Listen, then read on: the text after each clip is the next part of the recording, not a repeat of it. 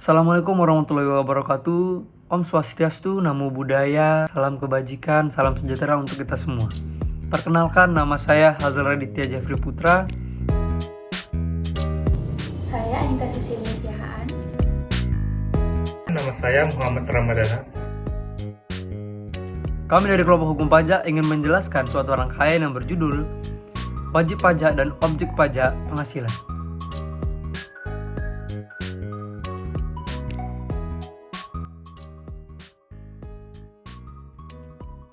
Baiklah, pertama-tama saya sendiri akan menjelaskan apa sih pajak itu di Indonesia.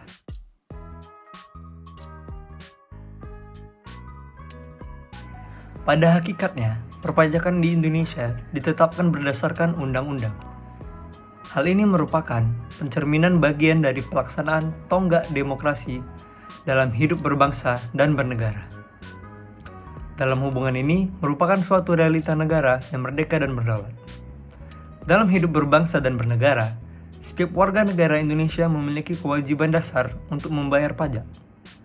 Disebut kewajiban dasar karena menurut pasal-pasal 23A Amandemen ketiga Undang-Undang Dasar 1945 itu sendiri adalah pemungutan pajak harus berlandaskan undang-undang. Dikarenakan pajak merupakan peralihan kekayaan dari rakyat kepada pemerintah yang tidak ada imbalannya secara langsung dapat ditunjuk. Pajak adalah salah satu penerimaan sumber negara yang utama bagi pelaksanaan dan peningkatan pembangunan yang bertujuan untuk meningkatkan kemakmuran dan kesejahteraan rakyat. Pemungutan pajak dilaksanakan untuk kepentingan rakyat, maka pemungutan pajak tersebut haruslah terlebih dahulu disetujui oleh rakyatnya, sebagaimana dinyatakan dalam Pasal 23 Nomor 2 Undang-Undang 1945 yang telah diamandemenkan dalam Pasal 23 Undang-Undang Dasar 1945 yang berbunyi, pajak dan pungutan lain yang bersifat memaksa untuk keperluan negara diatur dengan undang-undang. Hal ini memperlihatkan bahwa pajak yang dipungut harus berdasarkan undang-undang, sehingga menjamin adanya kepastian hukum baik bagi pengumpul pajak maupun bagi wajib pajak itu sendiri. Berdasarkan uraian, pajak merupakan kontribusi wajib kepada negara yang terutang oleh orang pribadi atau badan yang bersifat memaksa berdasarkan undang-undang, dengan tidak mendapatkan imbalan secara langsung dan digunakan untuk keperluan negara bagi sebesar-besarnya kemakmuran rakyat.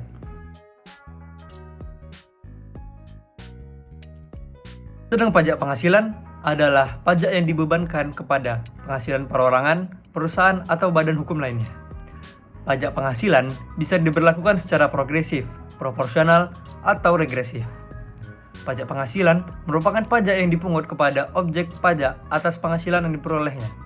Pajak penghasilan akan selalu dikenakan terhadap orang atau badan usaha selaku wajib pajak yang memperoleh penghasilan-penghasilan. Setiap perusahaan jasa maupun non-jasa sebagai wajib pajak diwajibkan untuk membayar pajak. Bagi perusahaan, pajak merupakan sumber pengeluaran tanpa adanya imbalan langsung untuk perusahaan tersebut. Sehingga biasanya banyak perusahaan melakukan upaya untuk membayar pajak terutangnya sekecil mungkin selama hal tersebut memungkinkan. Untuk ini, kami akan membahas wajib pajak dan objek pajak penghasilan. Sedangkan pengertian penghasilan menurut Undang-Undang Pajak Penghasilan Pasal 4 Ayat 1 adalah setiap tambahan kemampuan ekonomis yang diterima atau diperoleh wajib pajak, baik yang berasal dari Indonesia maupun dari luar Indonesia, yang dipergunakan untuk konsumsi atau menambah kekayaan wajib pajak yang bersangkutan dengan nama atau dalam bentuk apapun. Nah, pajak penghasilan digolongkan ke dalam dua jenis, yaitu pajak penghasilan migas dan pajak penghasilan non-migas. Yang menjadi objek pajak adalah penghasilan termasuk A. Penggantian atau imbalan pekerjaan dengan pekerjaan atau jasa yang diterima atau diperoleh termasuk gaji, upah, tunjangan, honorarium, komisi, bonus, gratifikasi, uang pensiun, atau imbalan dalam bentuk lainnya, kecuali ditentukan lain dalam undang-undang ini. B. Hadiah dari undian atau pekerjaan atau kegiatan dan penghargaan. C. Laba usaha. D. Keuntungan karena penjualan atau karena pengalihan harta termasuk 1. Keuntungan karena pengalihan harta kepada perseroan, persekutuan, dan badan lainnya sebagai pengganti saham atau penyertaan modal. 2. Keuntungan karena pengalihan harta kepada pemegang saham, sekutu, atau anggota yang diperoleh perseroan, persekutuan, dan badan lainnya. 3. Keuntungan karena likuidasi atau penggabungan, peleburan, pemekaran, pemecahan, pengambil alihan usaha, atau reorganisasi dengan nama dan dalam bentuk apapun. Pasal 4 ayat 3 yang dikecualikan dari objek pajak adalah poin A, satu bantuan atau sumbangan, termasuk zakat yang diterima oleh badan amil zakat atau lembaga amil zakat yang dibentuk atau disahkan oleh pemerintah dan yang diterima oleh penerima zakat yang berhak atau sumbangan keagamaan yang sifatnya wajib bagi pemeluk agama yang diakui di Indonesia, yang diterima oleh lembaga keagamaan yang dibentuk atau disahkan oleh pemerintah dan yang diterima oleh penerima sumbangan yang berhak, yang ketentuannya diatur dengan atau berdasarkan peraturan pemerintah. Yang kedua, harta hibahan yang diterima oleh keluarga sedara dalam garis keturunan lurus 1 derajat, badan keagamaan, badan pendidikan, badan sosial termasuk yayasan, koperasi, atau orang pribadi yang menjalankan usaha mikro dan kecil, yang ketentuannya diatur dengan atau berdasarkan peraturan Menteri Keuangan, panjang tidak ada hubungan dengan usaha, pekerjaan, kepemilikan, atau penguasaan di antara pihak-pihak yang bersangkutan. Poin B, warisan. Poin C, harta termasuk setoran tunai yang diterima oleh lembaga sebagaimana dimaksud dalam pasal 2 ayat 1 huruf B sebagai pengganti saham atau sebagai pengganti penyertaan modal. Poin D, penggantian atau imbalan sehubungan dengan pekerjaan atau jasa yang diterima oleh diperoleh dalam bentuk natura dan atau kenikmatan dari wajib pajak atau pemerintah, kecuali yang diberikan oleh bukan wajib pajak yang dikenakan pajak secara final atau wajib pajak yang menggunakan norma penghitungan khusus atau deemed profit, sebagaimana dimaksud dalam pasal 15. Poin E, pembayaran dari perusahaan asuransi kepada asuransi pribadi sehubungan dengan asuransi kesehatan, asuransi kecelakaan, asuransi jiwa, asuransi dwiguna, dan asuransi beasiswa. Lalu dalam pasal 6 ayat 1 nomor 36 tahun 2008, beserta penghasilan kena pajak bagi wajib pajak dalam negeri dan bentuk usaha tetap ditentukan berdasarkan penghasilan bruto dikurangi biaya untuk mendapatkan, menagih, dan memelihara penghasilan, termasuk A. biaya yang secara langsung atau tidak langsung berkaitan dengan kegiatan usaha. Antara lain adalah yang pertama yaitu biaya pembelian bahan, yang kedua biaya berkenaan dengan pekerjaan atau jasa termasuk upah, gaji, honorarium, bonus, gratifikasi, dan tunjangan yang diberikan dalam bentuk uang. Lalu yang ketiga, bunga, sewa, dan royalti. Yang keempat, biaya perjalanan. Yang kelima, biaya pengolahan limbah. Yang keenam, premi asuransi. Yang ketujuh, biaya promosi dan penjualan yang diatur dengan atau berdasarkan peraturan Menteri Keuangan. Yang kedelapan, biaya administrasi. Dan terakhir kesembilan, pajak kecuali pajak penghasilan. B. Penyusutan atas pengeluaran yang memperoleh harta berwujud dan amortisasi atau pengeluaran untuk memperoleh hak dan atas biaya lain yang mempunyai masa manfaat lebih dari 1 tahun sebagaimana yang dimaksudkan dalam pasal 11 dan pasal 11A. C. Iuran kepada dana pensiun yang pendiriannya telah disahkan oleh Menteri Keuangan. D. Kerugian karena penjualan atau pengalihan harta yang dimiliki dan digunakan dalam perusahaan atau yang dimiliki untuk mendapatkan, menagih, dan memelihara penghasilan. E. Kerugian selisih kurs mata uang asing. F. Biaya penelitian dan pengembangan perusahaan yang dilakukan di Indonesia. G. Biaya beasiswa, magang, dan pelatihan. H. Piutang yang nyata-nyata tidak dapat ditagih dengan syarat. Yang pertama, telah dibebankan sebagai biaya dalam laporan laba rugi komersial. Yang kedua, wajib pajak harus menyerahkan daftar piutang yang tidak dapat ditagih kepada Direktorat Jenderal Pajak. Dan yang ketiga, telah diserahkan perkara penagihannya kepada pengadilan negeri atau instansi pemerintah yang menangani piutang negara, atau adanya perjanjian tertulis mengenai penghapusan piutang atau pembebasan utang antara kreditur dan debitur yang bersangkutan, atau telah dipublikasikan dalam penerbitan umum atau khusus, atau adanya pengakuan dari debitur bahwa utangnya telah dihapuskan untuk jumlah utang tertentu. Yang keempat, syarat sebagaimana dimaksud pada angka 3 tidak berlaku untuk penghapusan piutang tak tertagih debitur kecil, sebagaimana dimaksud dalam pasal 4 ayat 1 huruf K. yang pelaksanaannya diatur lebih lanjut dengan atau berdasarkan Peraturan Menteri Keuangan. Poin I. Sumbangan dalam rangka penanggulangan bencana nasional yang ketentuannya diatur dengan peraturan pemerintah.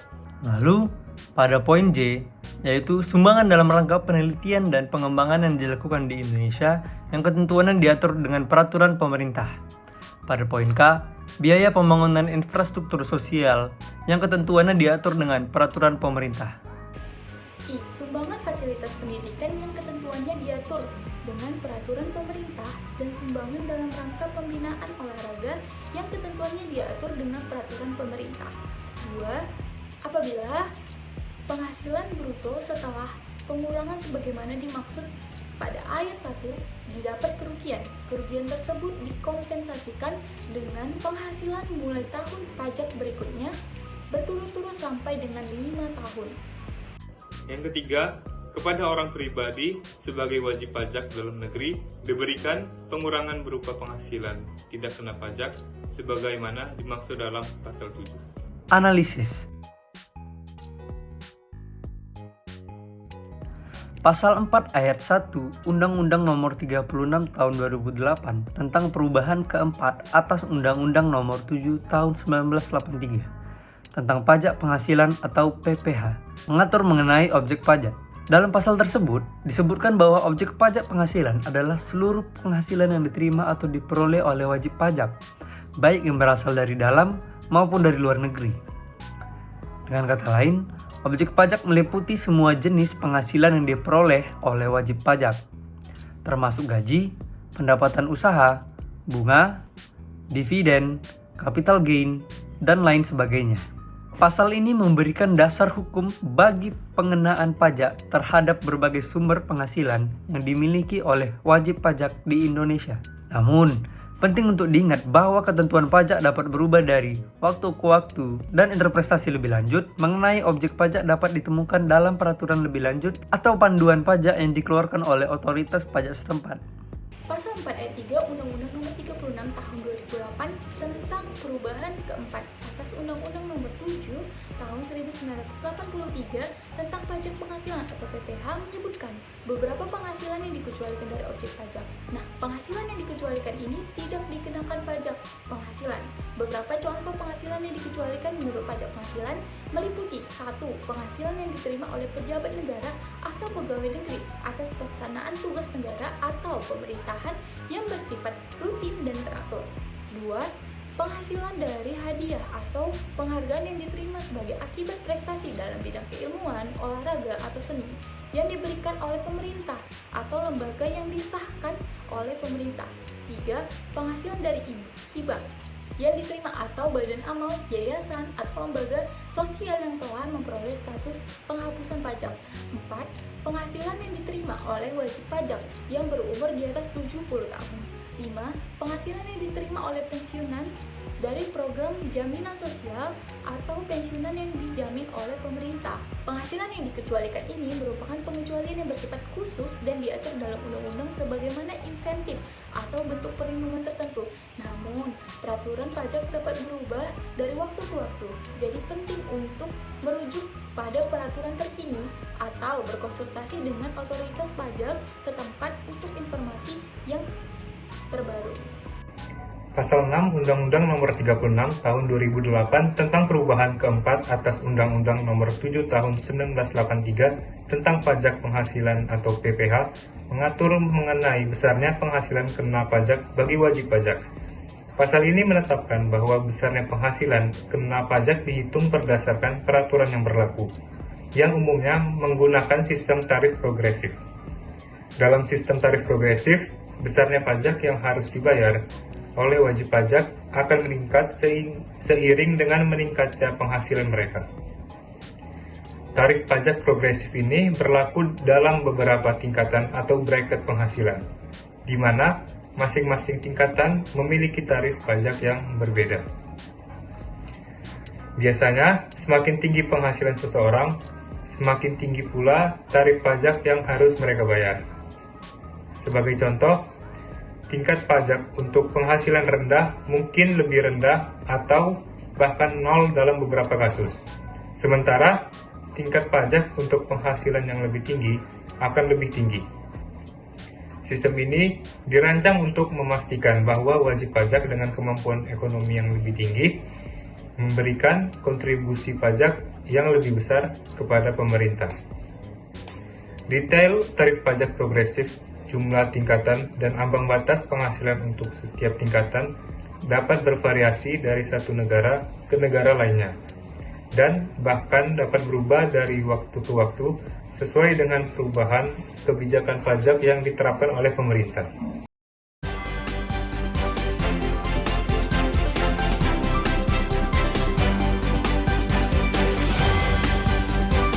Jadi, kesimpulan dari kami adalah fungsi pajak sangat berperan bagi pembangunan negara dan masyarakat. Pajak digunakan untuk membiayai berbagai macam pengeluaran publik. Pajak dibayarkan oleh rakyat kepada negara berdasarkan undang-undang yang berlaku. Fungsi pajak begitu penting sehingga setiap orang harus memenuhi kewajiban pajaknya. Adapun orang yang wajib membayar pajak penghasilan adalah: yang pertama, orang dengan gaji sampai dengan 60 juta mendapatkan pajak sebesar 5%. Yang kedua, orang dengan gaji di atas 60 juta rupiah sampai dengan 250 juta rupiah mendapatkan pajak sebesar 15%. Dan yang terakhir, nomor 3, orang dengan gaji di atas 250 juta rupiah sampai dengan 500 juta rupiah mendapatkan pajak penghasilan sebesar 25%. Adapun beberapa yang tidak termasuk objek pajak antara lain adalah: yang pertama, bantuan atau sumbangan termasuk zakat diterima oleh Badan Amal Zakat yang dibentuk atau disahkan oleh pemerintah dan diterima oleh para penerima zakat yang berhak atau sumbangan keagamaan yang sifatnya wajib bagi pemeluk agama yang diakui di Indonesia. Yang kedua, harta hibahan yang diterima oleh keluarga saudara dalam garis keturunan lurus satu derajat dan oleh badan keagamaan atau badan pendidikan atau badan sosial termasuk yayas, koperasi, atau orang pribadi yang menjalankan usaha mikro dan kecil. Yang ketiga, warisan. Yang keempat, harta termasuk setoran tunai yang diterima oleh badan sebagai pengganti saham atau sebagai pengganti penyertaan modal. Yang terakhir, yang kelima, penggantian atau imbalan sehubungan dengan pekerjaan atau jasa yang diterima dalam bentuk natura dan kenikmatan dari wajib pajak atau pemerintah. Nah, adapun jumlah pajak penghasilan yang harus dibayarkan antara lain: PKP dengan besaran 50 juta rupiah dikenakan tarif PPh sebesar 5%. Untuk PKP dengan 50 juta rupiah sampai 250 juta rupiah dikenakan tarif PPh 15%. Nah, untuk PKP 250 juta rupiah sampai 500 juta atau ke atas dikenakan tarif PPh sebesar 30%. Lalu ada juga gaji penghasilan yang tidak terkena pajak, yaitu bagi mereka yang memiliki gaji di bawah 4,5 juta per bulan. Nah, gaji mereka tidak dipotong pajak. Pasalnya, aturan perpajakan mengatur batas penghasilan tidak kena pajak atau PTKP yang berlaku saat ini, yakni sebesar 4,5 juta rupiah per bulan atau sebesar 54 juta per tahun. Yang terjadi apabila tidak membayar pajak, yaitu tidak membayar pajak dapat berdampak besar pada keuangan pribadi seseorang. Selain itu, ada konsekuensi hukum yang serius jika seseorang memilih untuk tidak membayar pajak. Ini termasuk sanksi administrasi, denda, dan bahkan tuntutan pidana yang telah diatur dalam undang-undang. Manfaat dari hasil pungutan pajak digunakan untuk menyediakan fasilitas bagi rakyat miskin sehingga mengurangi kesenjangan sosial. Hal tersebut disampaikan oleh Menteri Keuangan Sri Mulyani dalam beberapa kali kesempatan.